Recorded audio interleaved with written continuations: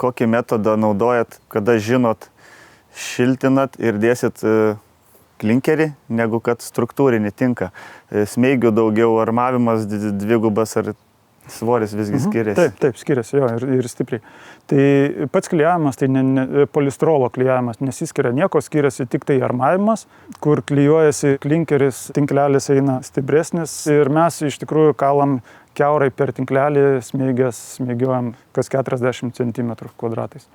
Gerokai tankiau. Jo, o šiaip jeigu dedasi tik tai struktūra ir namas ten iki 7 ar 8 metrų aukščio, tai tų smeigių kaip ir visai nereikia. Pas mane 3 metrai, ten 50 ir nėra jų, tik tai tose vietose, kur minėjau, reikia klinkerio, ten yra. Taip, tai viskas teisingai, be reikalingų nes man kilo klausimų, realiai nepatikim atrodė, bet laikas parodės, kad viskas ten ok.